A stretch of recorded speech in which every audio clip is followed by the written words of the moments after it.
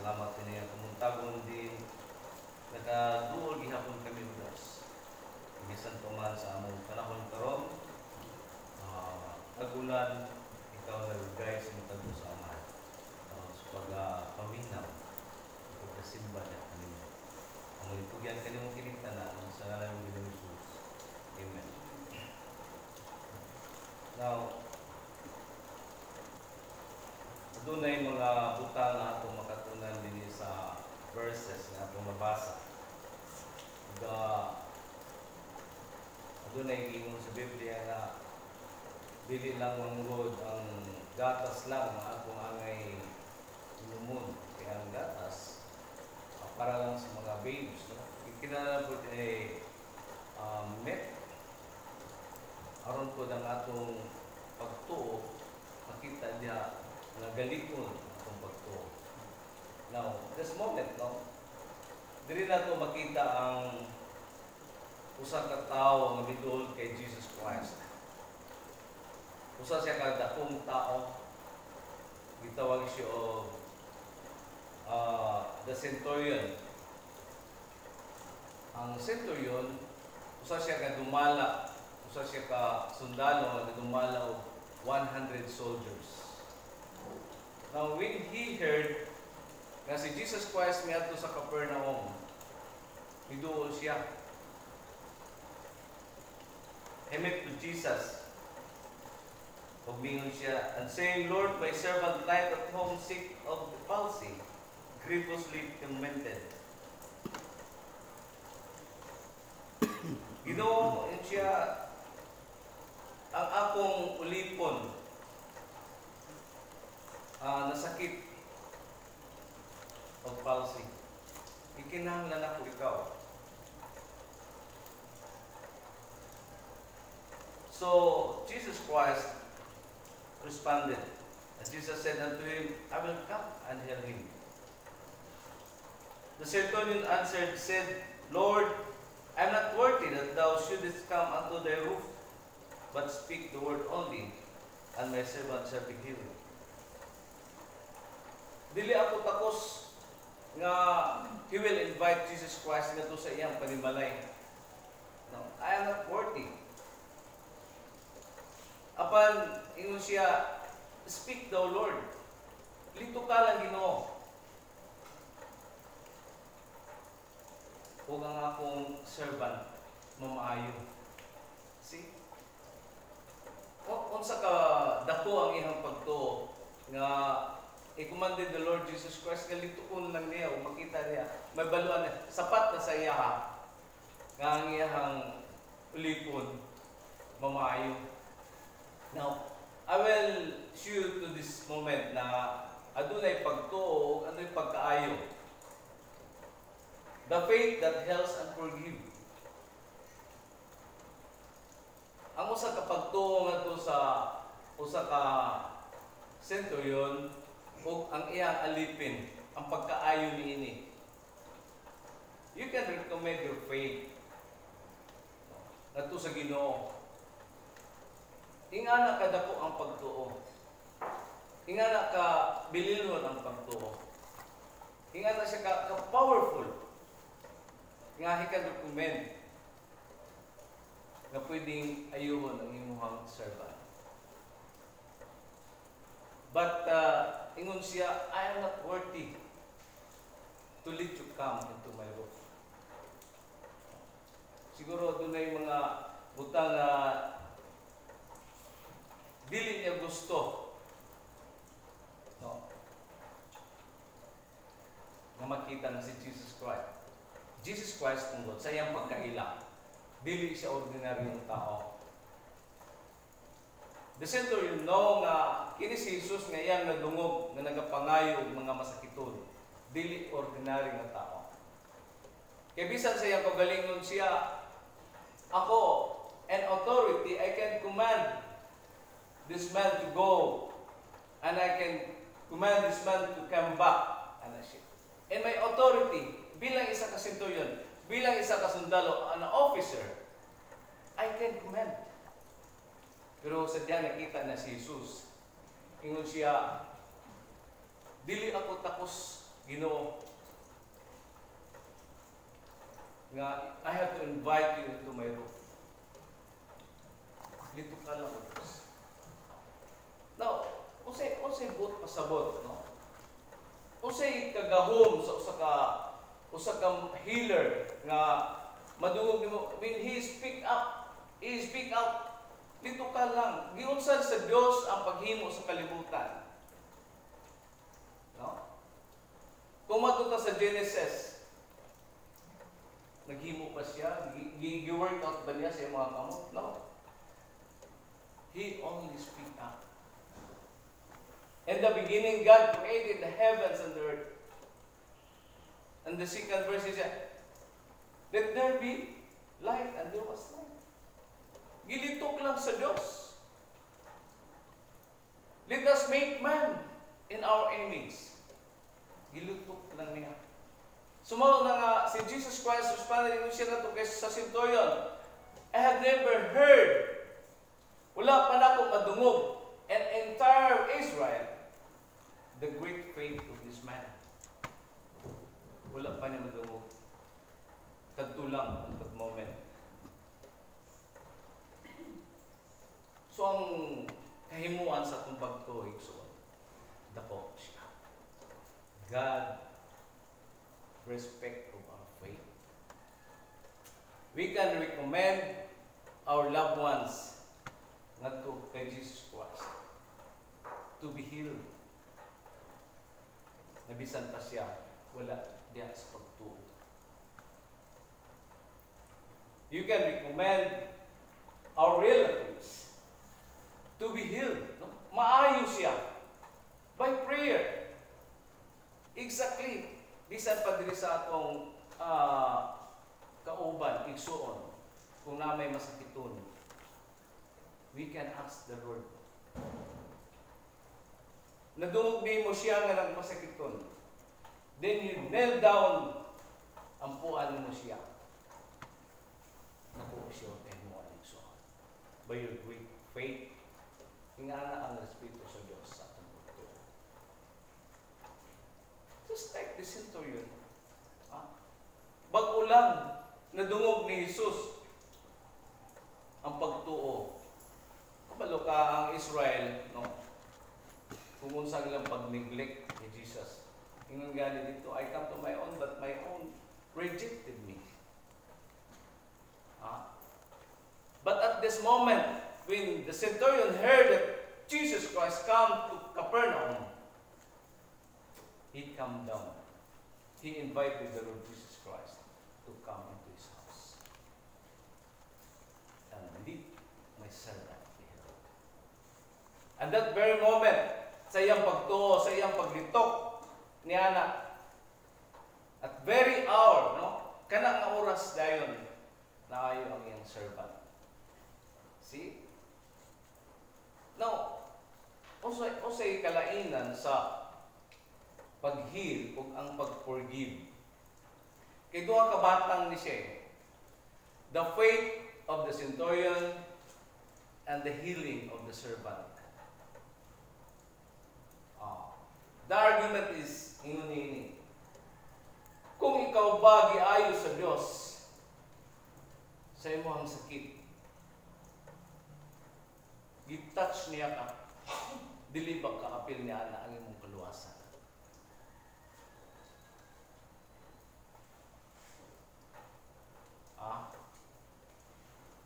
Nito ang kaluwasan naman ang iya ngadto sa centurion, di ba?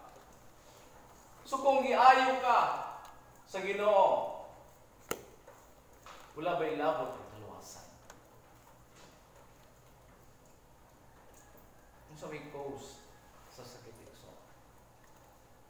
For the wages of sin is death. Kaya ang bayad sa sala, mong kamatayon. Ang cause sa kamatayon, di ka magsugod ng sakit. Masakit ka, tungod kay makasala ka. Makasala ang tao, nibati siya sakit, usahay, idisiplina ang tao. Ang anak sa Diyos, idisiplina. I-cause niya ang sakit. Tungod kay doon ay butang na dili maayo sa iyang kubangan. So doon ay butang gusto na kong i-express din nga gilingon. Ang paglingon sa pagtuo sa tao. You can recommend faith. No?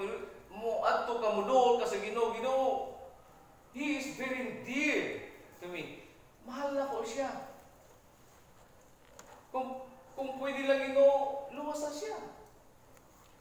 Ayuha siya.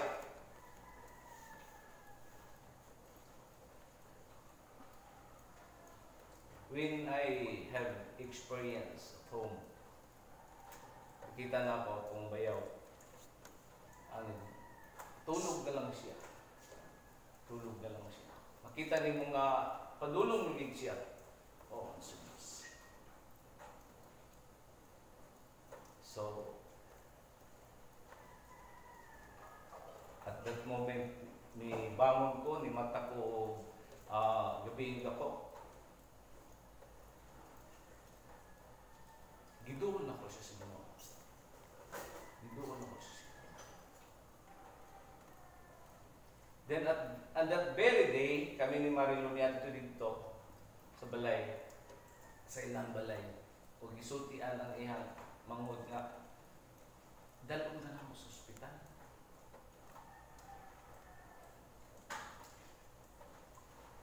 Sa primero pag-convince nila, dili kita mosugot ang iyang mangod nga dala ko sa ospital kay dili siya mosugot.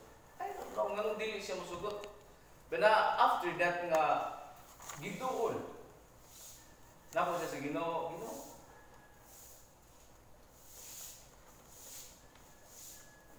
Wala ni enough ng salapi para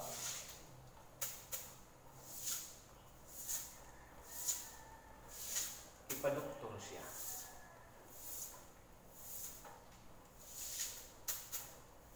I remember Peter said, silver and gold have I none, but such as I give I thee. No? Say, inuniana ang kapo sa tao. Ingana ang mga infirmities nga mabati sa tao. But I have extended my faith. Gilikon ako ang multo. Gidugangan ako. Kung usahay ang kinabuhi sa tao, kanunay man talaga mga ligo o dagat. Ang dagat, kung adto ka sa mabaw, na hinay-hinay kang padulong ito sa lalong, ang ito maabot na nimo, dili na gid ka, pwede man ito kayo, malumos na gid ka. The Word of God, ingon niya na, galalum, galalum, galalum, sama siya sa tubig. Ikinala na sa imong pagtuo nga, you have to extend your faith boldly para pangayoon ka na ko sa kabutang. Wala man siya promise na wala siya nagbalibad siya. Ingon pa siya, if ye abide in me, you can ask. You can ask. Abide lang kada sa Ginoo. Kaluoy sa Ginoo, He answered my prayer. Yes. At that moment, karon maayon na siya. Now, how come this moment? No, one of the soldier shared his authority. Ako, no? He offered himself as an authority. I can command this soldier to go, then I can command this to come back. Bisan pa nga akong ulipon, he can do this to me. But, ikaw, Lord, I am not worthy to let you come into my life.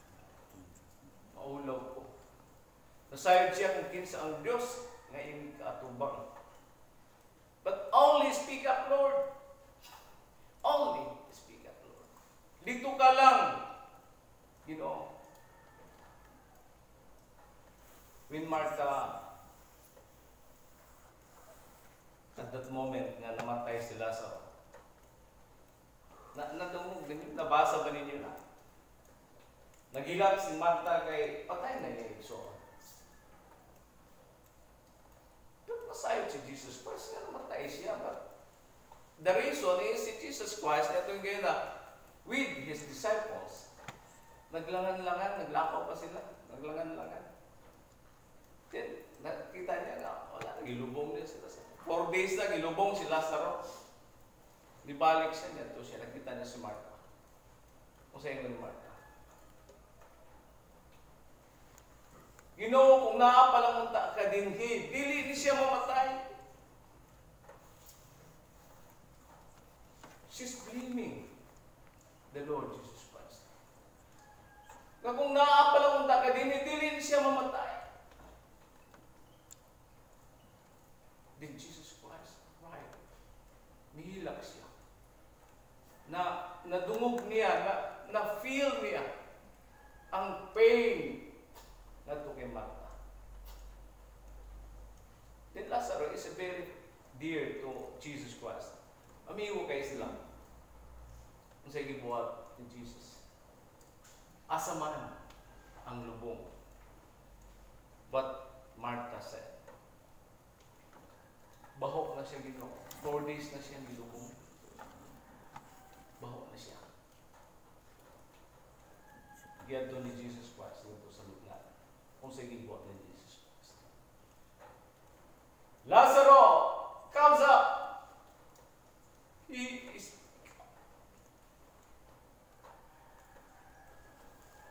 there is power in faith.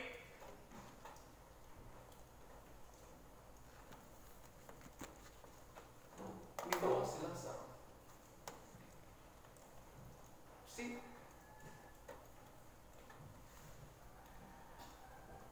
Muna nga ang centurion dili niya nakayanan. Nga moadto pa si Jesus Christ kaya ginasayod siya. Kung unsa kagamhanan ng Dios. Gani gihamping niya ang kaugalingon. As an authority man, I can command this soldier to go.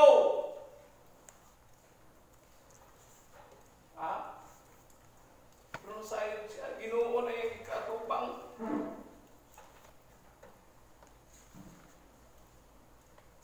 See?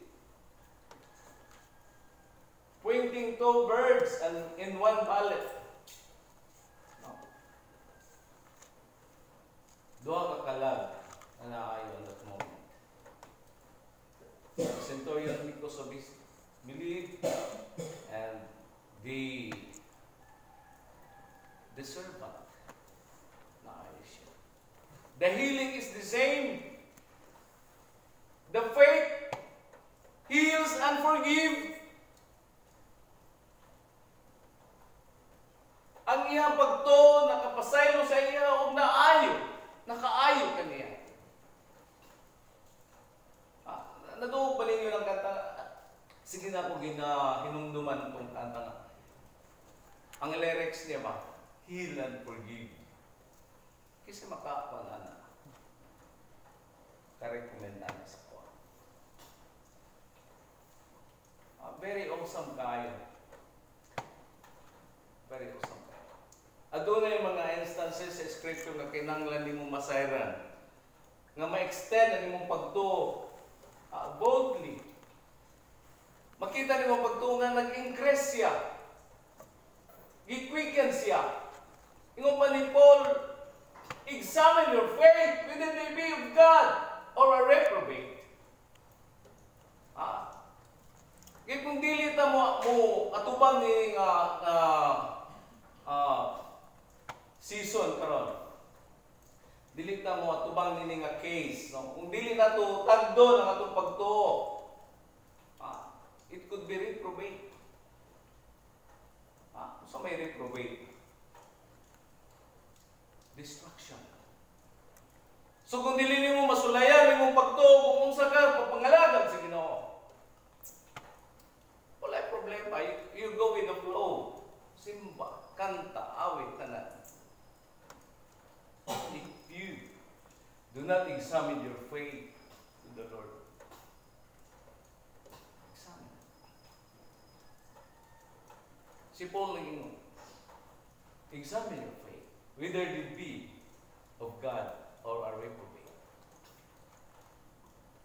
Kung iya pa ka na sa Diyos, o did faith siya. Kasi pag-examine niya, by the word of God, pinagi sa mga pulong sa Diyos nga ihang i-recommend nga mo'y magahugas kanunay sa sala sa tao. Usahay manggod ang pulong sa Ginoo dili na nato bali-balihon. Kung adun na may bersikulo nga dili nimo madawat, kung sa inyo sa Bible, tunla ka na and digest it. Kung mahibaluan nimo kung sa resulta niya, it feels like honey. See? Pulong sa Ginoo, usahay. Likayan sa tao. Likayan sa mga kastuhanan. Adun na verse ako ikuan sa inyo, I offer sa inyo this morning. Kung sagit ang pagtuo sa usaha, magtutuo. 1 Corinthians chapter 7 verse 14. Isa kabaluan, nakabasa na mga verse.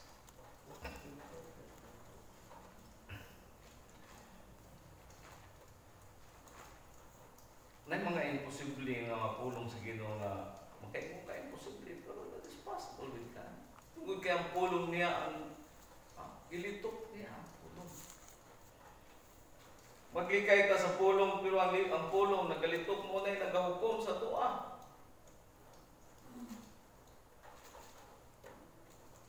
Mo na yung nagahukom sa tuwa. Nana, 1 Corinthians chapter 7 verse 14, for the unbelieving husband is sanctified by the wife, and for the unbelieving husband is sanctified by the wife, and the unbelieving wife sanctified by the husband. Elsewhere you have children unclean, but now are they holy. Let me explain this. Usahay mabalaka ka. Nangalagad ka sa Ginoo, ikaw sa ka member, a believer, either a wife or a husband. Balak kasi mo partner. Agdahon ni mo simba, di mo simba. Agdahon ni mo mag-ampo, dili mo ampo. What the scripture says. But they are called holy and sanctified. Ang Diyos naging umiili, dili ako. There are unclean children. Mga bata, dali na mo. Ano yung bata? No, wala sa ilang buot karat. The Bible says unclean, but they are sanctified because of one man's faith. Isa lang na tao nagatuloy, isa lang na tao nagpangalangad sa Ginoo. Hold on to your faith. Pugi siya. Speak it up boldly. Kaya mo ka na siya ang nagdala sa kaluwasan sa iyong pagkatiyan. See, ma-discourage na ka when I talk to another brother. Gigamit na ako ng verse because I heard that dili siya sa iyong pamilya, dili siya tanan ng alagan. He has a unbelieving wife. Hantod siya, dili nagignon po ng alagan. Kung saan na lang ang kaluwasan nila, God is faithful to His promise. Kung siya tinuod nga magtutuos, kung siya tinuod nga luwas diya, tubang nga sa Ginoo. Ang Ginoo, dili siya unfaithful sa promise. Kinsa man ang angayan, mag-ampo alam kanila.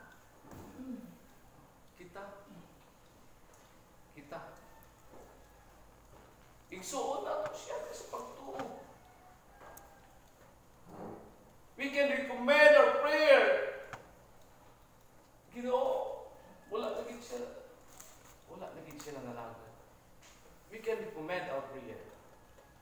by holding this faith, by holding this faith, holding this verse.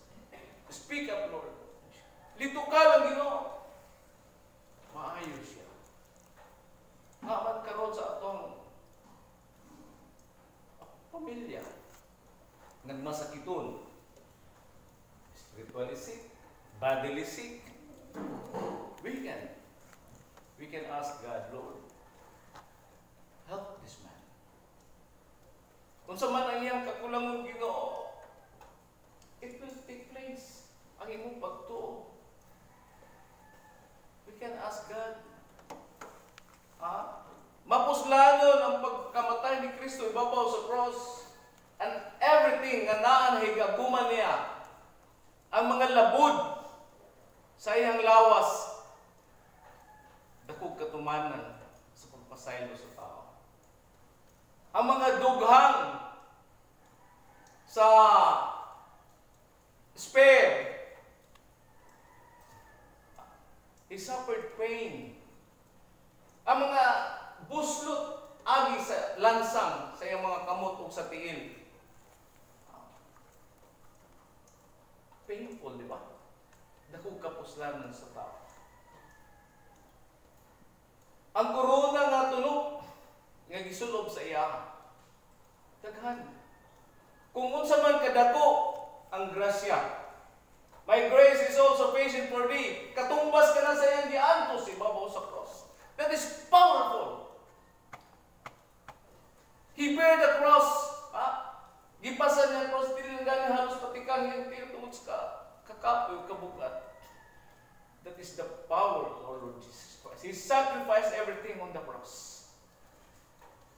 Ingon ni Ana, ang pagtuo ni Jesus, ang katumbas sa imong pagtuo, ang antos niya ibabaw sa cross,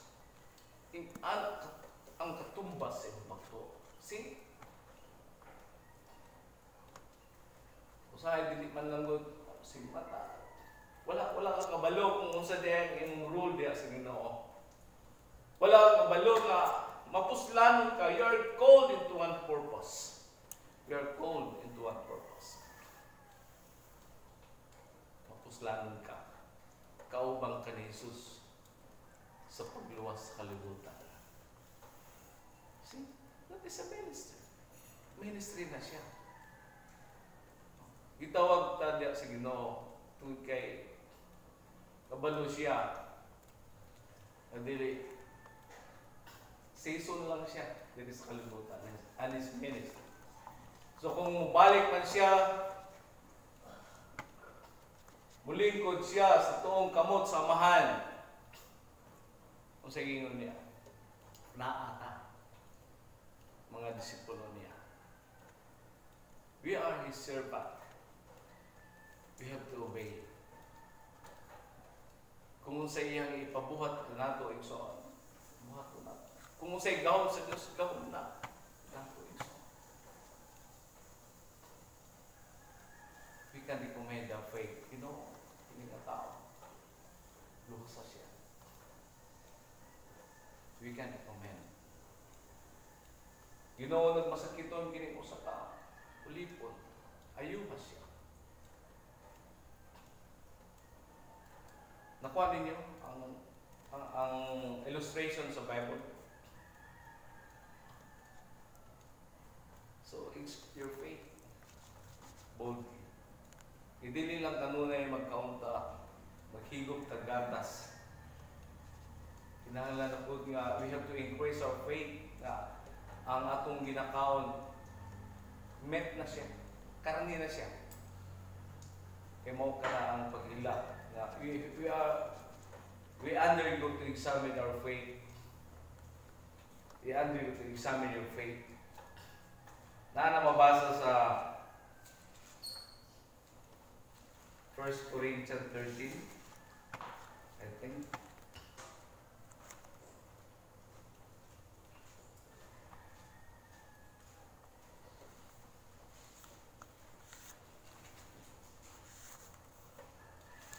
Second Corinthians. Tama. 1 Corinthians 6, 2 Corinthians 13, 5. Examine yourselves whether you be in the faith. Probe your own selves, knowing not your own selves, or that Jesus Christ is in you, except ye be reprobates. Okay? Ikinahanglan so mailan na to itong kagaling kung naata dyan sa pagto, naata dyan kay Kristo. Gawas kong kita, mga reprobates. Pero yun sa inyo po, but we are not into destruction. We are not reprobates. We are faithful servant.